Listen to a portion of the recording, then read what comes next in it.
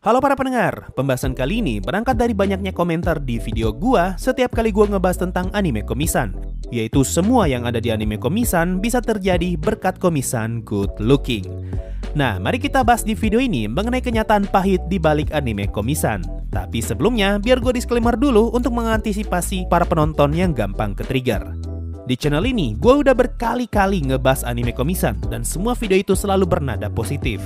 Kenapa? Karena bagi gua, adaptasi anime komisan adalah salah satu adaptasi anime school romance komedi terbaik. So, sampai di sini kalian yang berakal harusnya paham kalau gua bukan haters komisan. Oke, sudah cukup disclaimernya, mari kita mulai pembahasannya.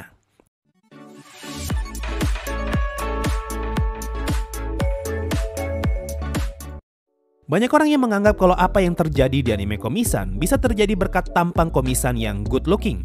Karena kalau saja Komi nggak secantik itu, tentu tidak akan ada orang yang mau seniat itu mendekati Komi. Nah, menurut gua, pernyataan ini sangat bisa dibenarkan. Kenapa? Karena di cerita komisan sendiri, kita berkali-kali diperlihatkan momen di mana semua karakternya sangat terpana melihat kecantikannya Komi. Jadi secara cerita, Komi memang di-branding sebagai karakter yang good looking, makanya dia disukai banyak orang.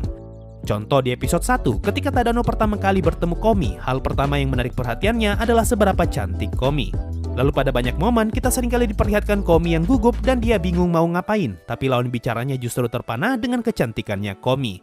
Jadi secara tidak langsung, kita para penonton diberitahu kalau semua tindakan yang Komi lakukan dapat dimaklumi karena ketutupan dengan kecantikannya. Bahkan teman-temannya rela bekerja lebih keras semata-mata agar Komi tidak perlu membantu, karena mereka tidak mau orang secantik Komi harus ikutan capek dan susah-susahan seperti mereka. Bukan cuma teman sekelas, guru yang mengajar pun bisa memaklumi Komi yang selalu diam setiap kali diberi tugas untuk membaca. Karena apa? Karena gurunya merasa tidak pantas untuk memerintah orang secantik Komi. Bukti lain kalau anime komisan sangat menonjolkan kecantikannya Komi bisa kita lihat dari keluarganya Komi yang setiap kali muncul dan dilihat orang lain, hal pertama yang selalu disinggung pasti adalah penampilan mereka. Contoh, ketika adiknya Komi muncul di festival budaya, teman-temannya langsung terpana melihat ketampanan adiknya. Lalu ketika emaknya Komi muncul pada saat festival olahraga, hal pertama yang mereka notice adalah Komi-san ada dua, dan mereka langsung mengakui kecantikan ibunya Komi. Dan ketika bapaknya Komi makan bareng dengan Komi di episode 7, orang-orang di sekitarnya ngomong kalau bapaknya Komi terlihat tampan. Nah, dari sini semakin jelas kalau Komi memang good looking, makanya banyak orang yang tertarik. Sampai di sini kita harusnya sudah sama-sama sepakat nih kalau semua yang ada di anime komisan bisa terjadi berkat kecantikannya Komi.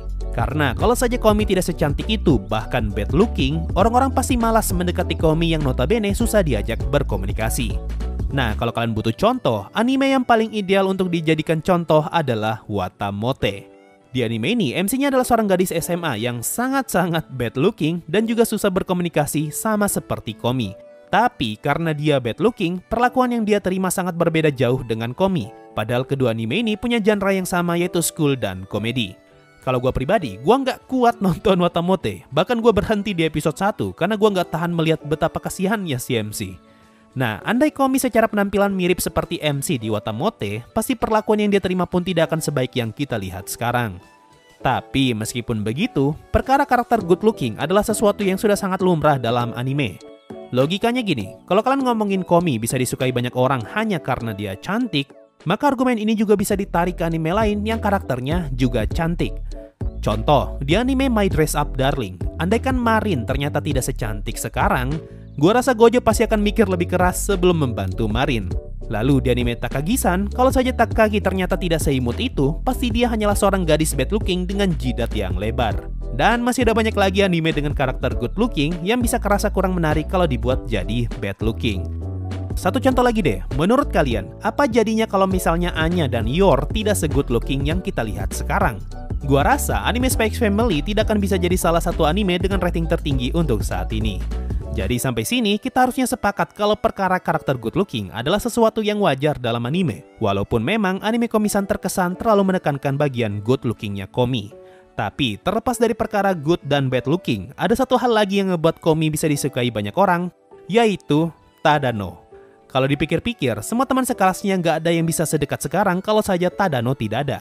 Contohnya ketika Komi masih SMP, teman-teman sekelasnya juga terpana dengan kecantikannya Komi, tapi pada saat itu tidak ada satupun yang berani mendekati Komi.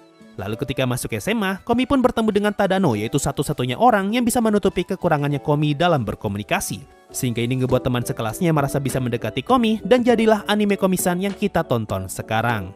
Jadi kalau ada yang nanya, apakah Komi-san yang susah berkomunikasi bisa disukai semata-mata karena dia good looking?